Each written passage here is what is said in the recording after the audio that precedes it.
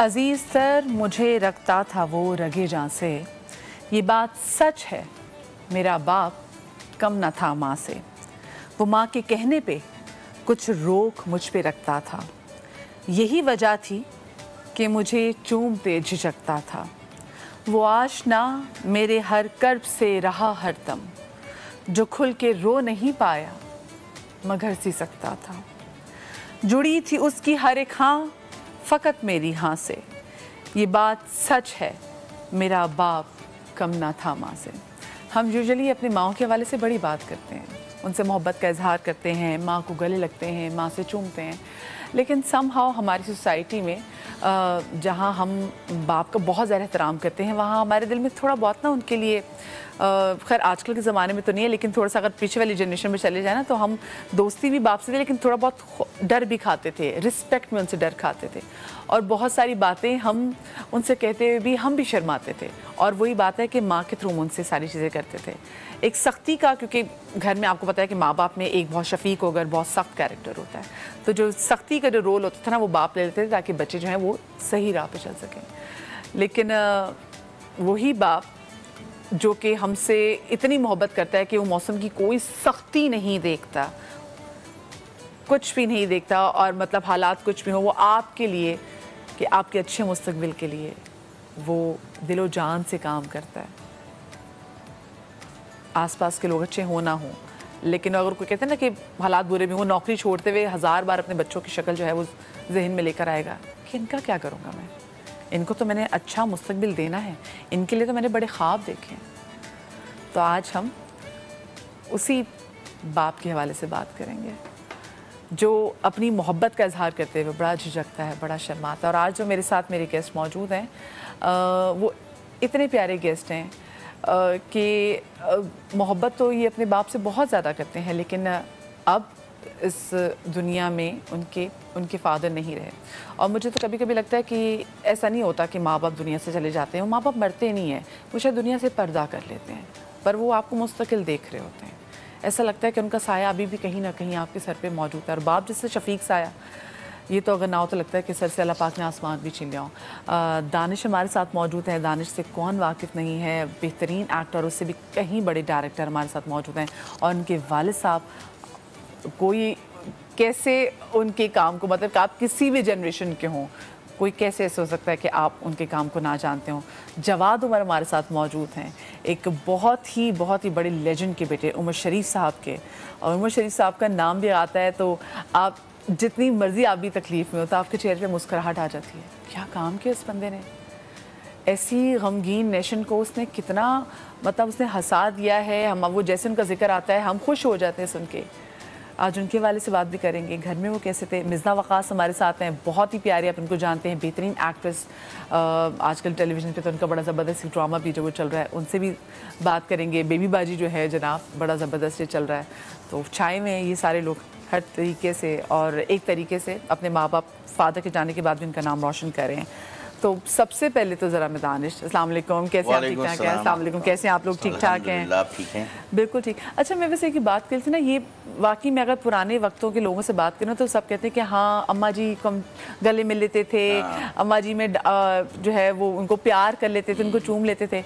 लेकिन बाप से ना समहाउ एक रिस्पेक्ट के रिश्ते की वजह से भी, एक डर की वजह से सारे ज़रा पीछे रहते थे। उनसे अपनी मोहब्बत का वैसे इजहार लोग नहीं कर पाते। मैं जितने भी लोगों से पूछूं तो सब कहते हैं कि काश हम उनको जब भी वैसे डाल सकते हैं, उनको वैसे प्यार कर सकते हैं। सो आपका आपके वालिद के साथ कैसा रिलेशनशिप था दानिश? यार हमारे अब्बू थोड़े डिफरेंट थे, ड्रामों में विलन आते थे, वडेरे वडेरे ये वो, लेकिन घर में बिल्कुल दोस्तों की तरह थे।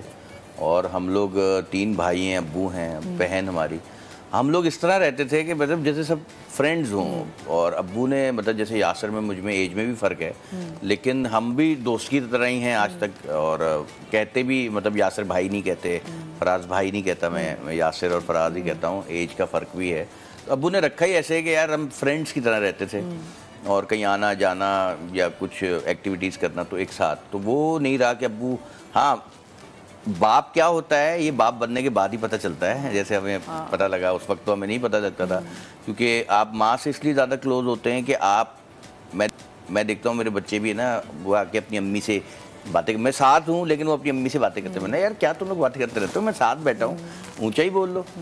क्योंकि वो माँ से आप क्लोज इतना होते हैं, सारा दिन अम्मी के साथ हैं, हर वो अम्मी आपकी ख्वाहिश पूरी कर रही है, हर चीज़ वो कर रही है, लेकिन उस ख्वाहिशें पूरी करने के पीछे जो बाप का हाथ होता है वो आपको नज़र नहीं आता। बाप फिर वो इसलिए ही होता है कि वो आपका मुस्तकबिल संवारने के लिए आपको डांटता भी है, आपको स्कूल भेज रहा है, आपको जिम भेज रहा है, आपको यहाँ भेज रहा है कि भाई करो तुम करो, और वो बाप एक रोब रखता है ताकि ये बच्चा कुछ बन जाए। हाँ। और मैं भी अपने बेटे को कल कहा, मैंने यार हम जब तुम्हें कुछ फोर्स करके कहते हैं ना, ज़ाहिर है माँ तो अब नहीं कह पाती, सारा दिन साथ है ना, वो अपनी अम्मी के सामने गुस्सा भी कर लेते हैं जैसे हम बच्चे थे।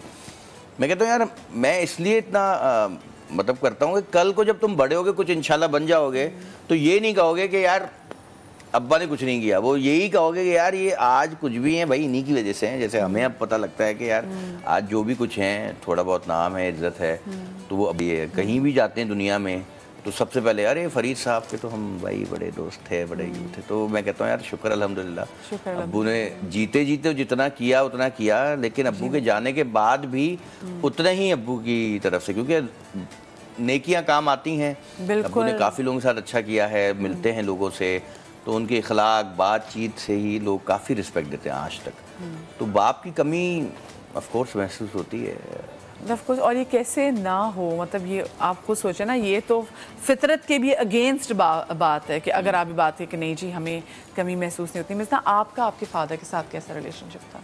अच्छा, हम 5 बहन भाई हैं, लेकिन मैं सबसे ज़्यादा क्लोज थी, बहुत ज़्यादा। पापा का रोब बहुत था, गुस्सा बहुत था, लेकिन क्लोज मैं थी उनके बहुत। और जब उनकी डेथ हुई थी आज से 17 साल पहले, तो आप तो बहुत छोटी थी उस वक्त, तो उस वक्त तो पता भी नहीं होता कि खुदा ना खासा कि हाँ, बस थोड़ी सी एक चीज़ ये थी, थोड़ा दिल में जो रह गया हम सबके बाद, वो ये कि हमें ये लगता था कि जब लोग एक सर्टेन एज में जाते हैं, बड़े हो जाते हैं, नाना दादा बन जाते हैं, तब उनकी डेथ होती है और मेंटली प्रिपेयर हो रहे होते हैं घर वाले कि अच्छा भाई अब तबीयत ख़राब है, अब डॉक्टर ने ये कह दिया। लेकिन पापा की बहुत सडन डेथ हुई थी और उससे 1 साल पहले मेरी अम्मी की डेथ हुई थी। तो अभी हम उस गम से निकल भी नहीं पाए थे। और पापा की बिल्कुल ऐसे डेथ हुई थी कि बस 8-9 बज रहे थे रात के इशा की नमाज़ के बाद, और उन्होंने कहा कि मैं बस अभी चेक करवा के आ रहा हूँ डॉक्टर से। वो भी मैंने उनकी पल्स चेक की तो मैंने कहा बहुत स्लो चल रही है। उन्होंने कहा अच्छा मैं दिखा के आता। तो वो गए, एक हॉस्पिटल से दूसरे गए कि आपको कार्डियक अरेस्ट हुआ है, और उसके बाद उनकी डेथ हो गई। मैं घर से चलते हुए गए और वापस वो एम्बुलेंस में आए।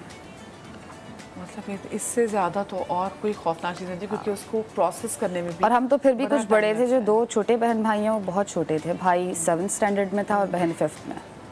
तो ये तो मैं कहती हूँ ये शुभ ज़रा हिट करता है। कोई अगर बीमार हो ना तो आप कहीं ना कहीं बैक ऑफ योर माइंड आपको होता है कि अच्छा खुदा ना करे ये चीज़ हो सकती है, अल्लाह ना करे अगर ये हो गया, क्योंकि आप सोच रहे हैं, आप मेंटली प्रिपेयर हो रहे होते हैं उस चीज़ के लिए। लेकिन हम मम्मी पापा दोनों के लिए नहीं थे, दोनों की सडन हुई थी।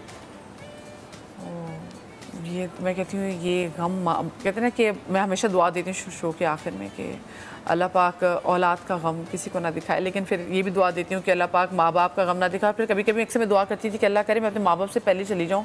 तो मैं सोचती हूँ कि अगर मैं माँ बाप से पहले चलेगी तो वो बूढ़े माँ बाप मुझे कैसे दफनाएंगे। अच्छा, एक अच्छी बात ये थी कि अम्मी पापा ना हर वक्त ये कहते थे कि जब भी अल्लाह मियाँ हमें बुलाए तो चलते हाथ पैरों से बुलाए, हमें किसी का मोहताज ना करे। क्योंकि हमने खुद ये सारी चीज़ें ना हम देखते थे हॉस्पिटल में, जब दादा दादी होते थे तो लोग दुआएं कर रहे होते थे कि भाई इनका दम निकले, सूरह यासीन पढ़े, दुआएं पढ़ें, ऐसे लोग भी होते हैं। तो वो लोग कहते थे ये वाला वक्त हम पे ना आए, हम चलते फिरते जाएं दुनिया से। और दोनों के साथ यही हुआ।